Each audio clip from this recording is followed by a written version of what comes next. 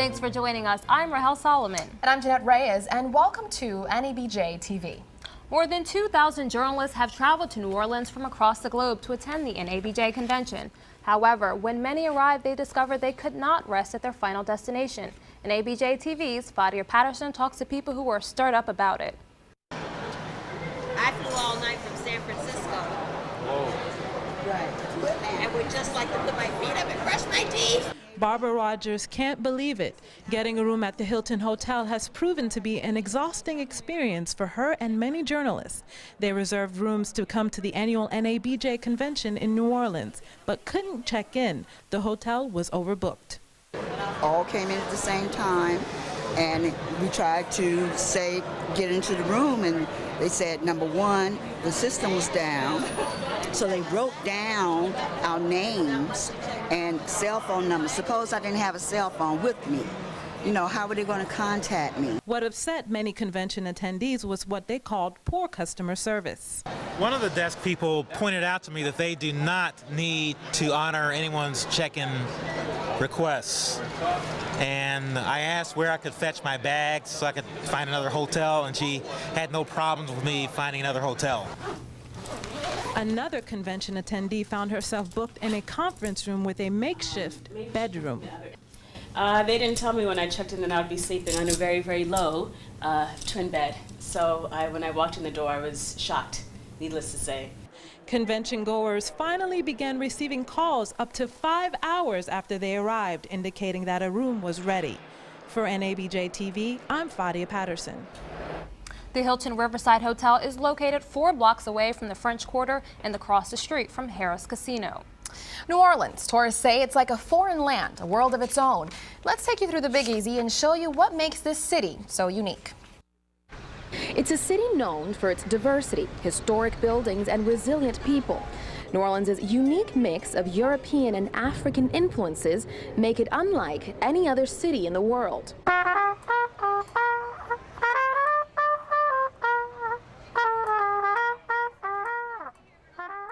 If you can see the culture of people, there's all races blended together. So it's one big happy family. Hack, a trumpet player in the French Quarter, says the Crescent City's music is one of its many claims to fame. And people from all over the world come to New Orleans to hear our music.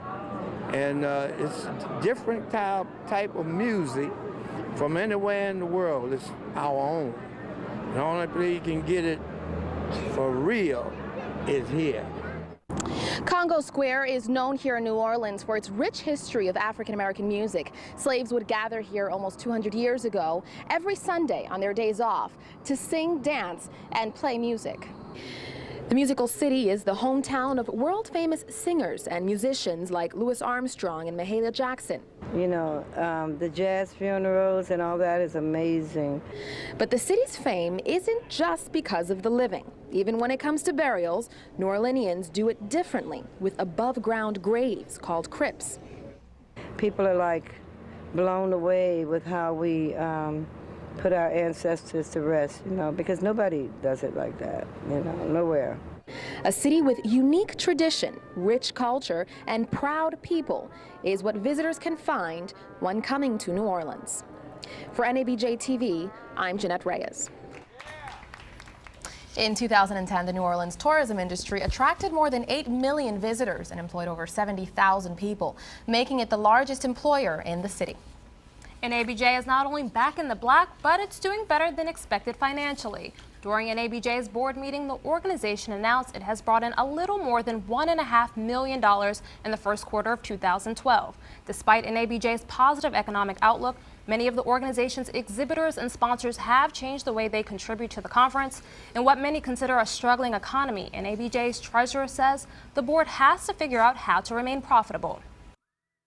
How do we figure those things out, and how do we take that fundamental shift in our business and apply it to NABJ in a way that we remain a safe and a solvent organization that can serve our members going forward? Reed goes on to say one of the ways to remain solvent is by creating diverse revenue systems to stay afloat in tough economic times. NABJ currently has a $1.6 million first quarter profit, which is up 31% from last year. About $1.1 million was generated for the convention. NABJ is made up of 3,587 members. And it looks like journalists are riding out the bad economy better than the general public. 7% of journalists are currently out of a job, but it's compared to the national unemployment rate of 8.2%.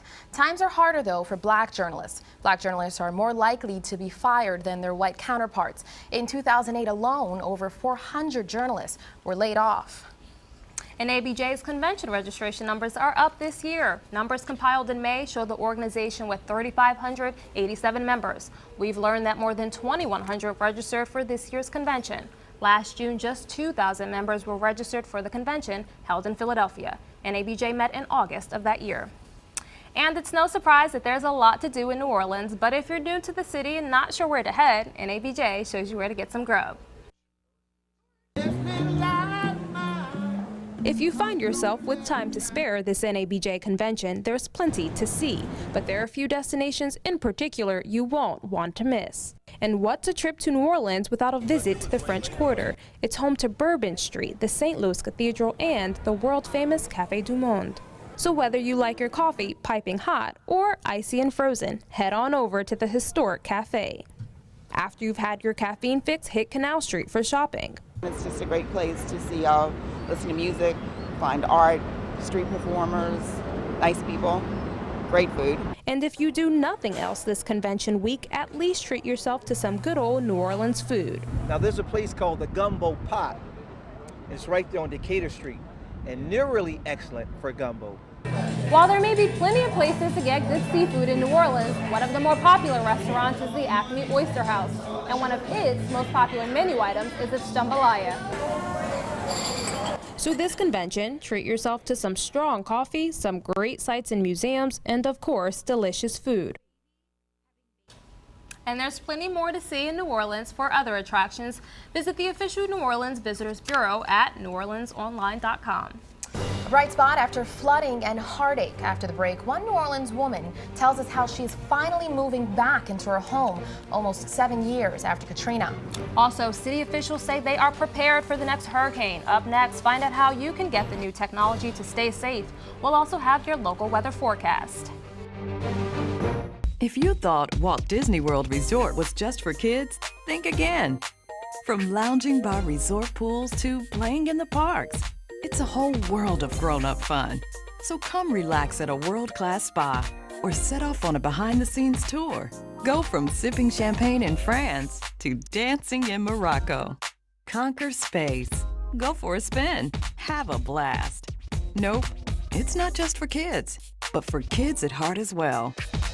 Visit MyDisneyDiscovery.com to learn more. The clue should be here. Anything? Over here. I found it. It's an audio file. Hey guys, the next challenge. Coordinates are north of... OnStar, this is Pam. Got some coordinates for you? Downloading directions now. 32 highway MPG-rated GMC terrain. The only thing more amazing than its technology a picture file. is what you can do with it. The 2012 Terrain from GMC. NABJ organizers say a big part of this year's convention is the changing face of news in the digital age. An example is layoffs announced last month at the Times-Picayune. The newspaper is moving from publishing daily to just 3 print editions a week. Instead, the paper will focus on online content. 200 journalists were laid off because of this. NABJ President Gregory Lee, a New Orleans native, says the changes hit close to home.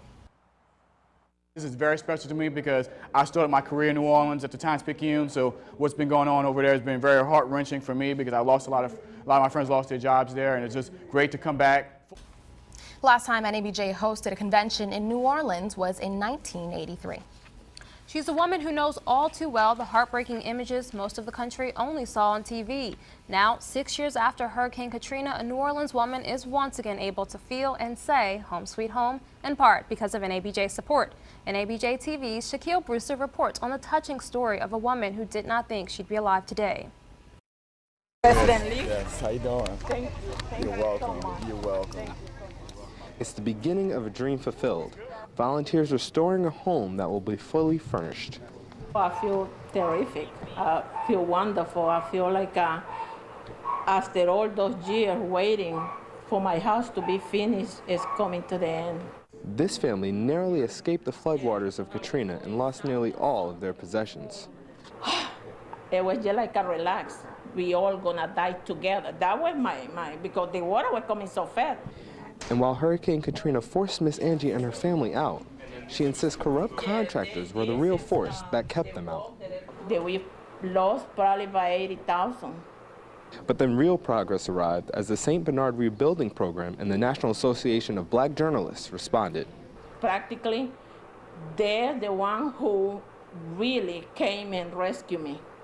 Miss Watson and her family were stuck on that roof for about 2 days before being rescued. And while the house now stands about 6 feet taller, there's still much more work that needs to be done for her family and many other families across this city. I can tell you at St. Bernard Project, we have 130 families that are still trying to move home and have faced barriers just like Miss Angie. And Miss Angie is not alone. Up to 10,000 families cannot afford to rebuild their own home. It's what Carson says is the human toll that can be easily forgotten. Not rebuilding a house means more than a house is blighted. It means that a family is displaced. So people can go back to wherever they're from and tell the story of the people of New Orleans. Miss Angie tells them not to give up. They hang on there. Somebody or something will happen that they're gonna have the help that I'm having right now. For NABJ TV, I'm Shaquille Brewster. This Saturday, convention goers will be dedicating one of the several homes they helped to restore during their 2012 convention here in New Orleans.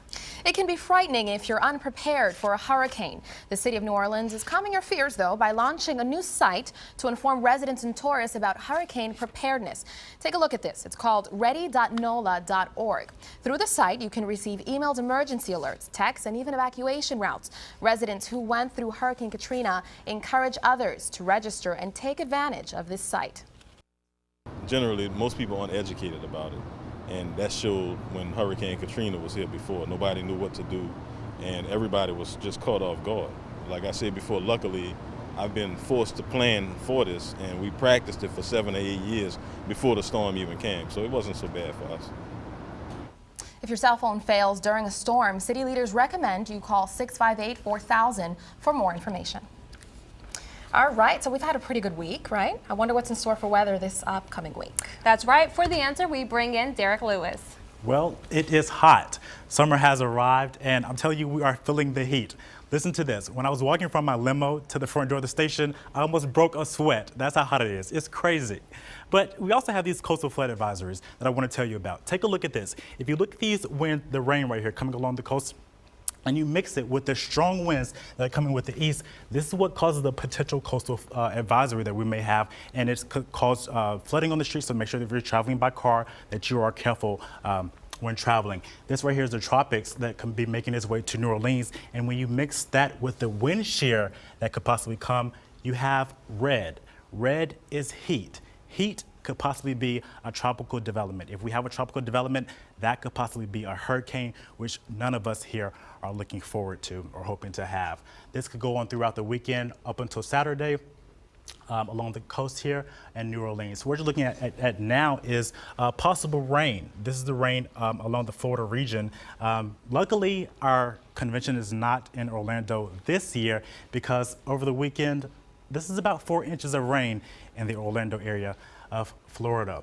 Temperatures now are at 84 around the New Orleans region. And this right here is the night. Summer came at 6:09 p.m. at 85 degrees. Around midnight, you'll be looking at temperatures around 78. 73 currently, and with the highs and lows tomorrow, 91. That's impressive. Now, this is for Thursday, 8 a.m., 80 degrees, 3 p.m., partly cloudy at 90, with winds from the east, northeast, about 10 to 15 miles per hour. So if you're walking a little chihuahua, make sure you hold on to them tight. This right here is the week ahead, Thursday, and throughout the rest of the week, temperatures in the mid 90s. That's the weather, and back to you all at the desk. Vice President Joe Biden spoke at the opening day convention to hundreds of journalists and media executives. This is video of him at another conference. Our NABJ conference has an emphasis on lack of jobs and diversity in newsrooms. Joe Biden's administration has been tackling economic issues in the past 4 years, including President Obama and former President Bush. Coming up tomorrow, we'll have an in-depth coverage of Joe Biden's address to the convention. NABJ is celebrating the life of veteran broadcaster and educator John Beans. Beans died last Wednesday of complications with sickle cell. He was a longtime member and friend of NABJ who served as the lead mentor of the Student Television Projects program. He's remembered by those who knew him as a kind and calm person who gave back to those who wanted to learn. He was that quiet soul. There are people who are in newsrooms who are screamers, and I'm probably one of them. But John managed and led by being quiet and just getting it done. And he had extreme confidence in people, and he had a mad, passionate love with being a teacher. He spent more than 20 years with Alabama Public Television. Coming up tomorrow on NABJ TV, we'll hear more on why some call him a silent warrior. Coming up next in sports, a blockbuster trade for the New Orleans Hornets as the team rebuilds under Tom Benson. More on the major roster changes from Tony Evans. Buzz, buzz, buzz, buzz. You know, typical alarm clock. I am so glad to get rid of it. Just to be able to wake up in the morning on your own, that's a big accomplishment to me. I don't know how much money I need, but I know that whatever I have, that's what I'm going to live within.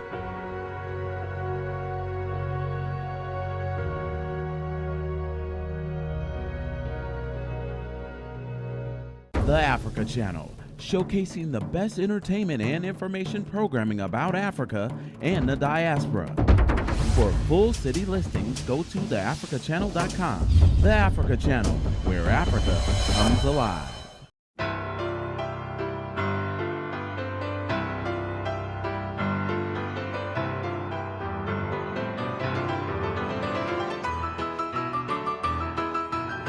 More destinations, more comfort with Economy Plus and flatbed seats. More ways to earn and use miles. Who's merging isn't nearly as exciting as what's emerging.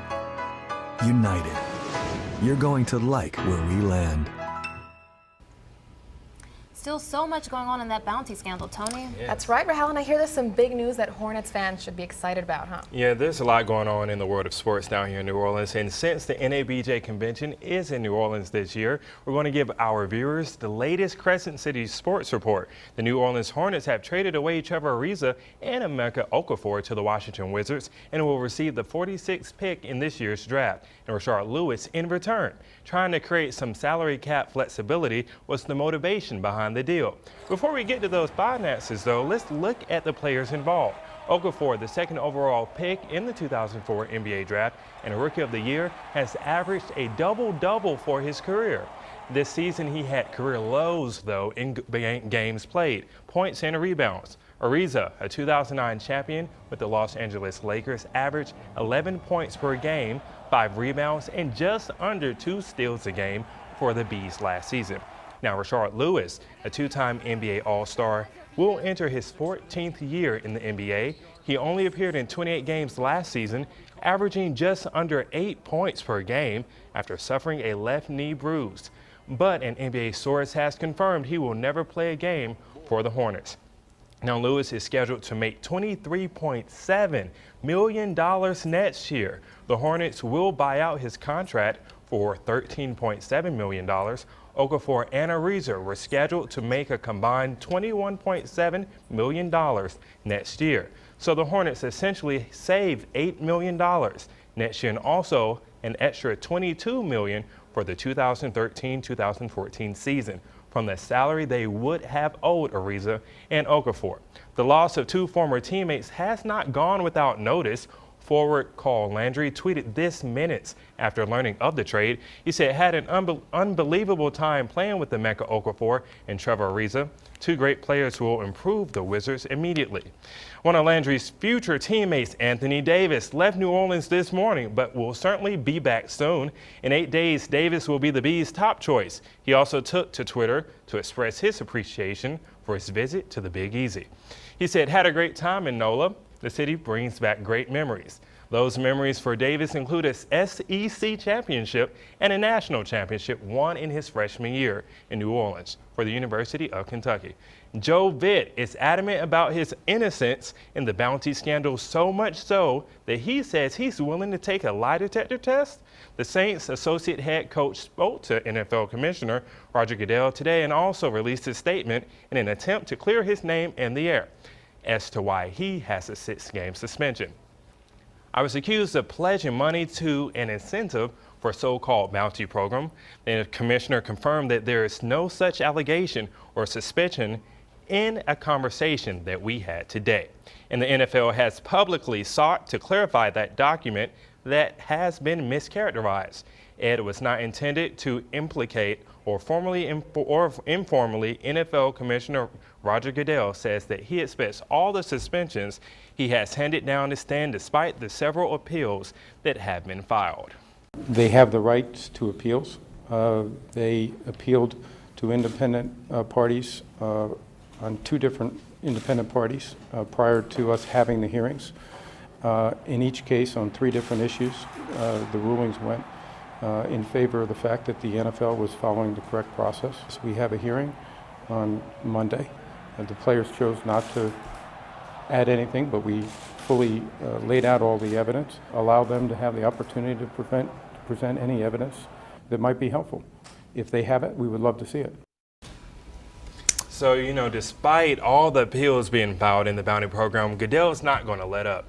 Some ruling is going to stay. There will be punishment. So the players just may as well move on. Yeah, he's pretty adamant about it, so. Yes. Seems like we'll be watching for quite a long time. Okay. Well, thank you for joining us. Tune in tomorrow for another NABJ Newscast. When BP made a commitment to the Gulf, we knew it would take time, but we were determined to see it through. Today, while our work continues, I want to update you on the progress. BP has set aside $20 billion to fund economic and environmental recovery. We're paying for all spill-related cleanup costs, and we've established a $500 million fund so independent scientists can study the Gulf's wildlife and environment for 10 years. Thousands of environmental samples from across the Gulf have been analyzed by independent labs under the direction of the U.S. Coast Guard. I'm glad to report all beaches and waters are open for everyone to enjoy. And the economy is showing progress, with many areas on the Gulf Coast having their best tourism seasons in years. I was born here. I'm still here, and so is BP. We're committed to the Gulf for everyone who loves it and everyone who calls it home.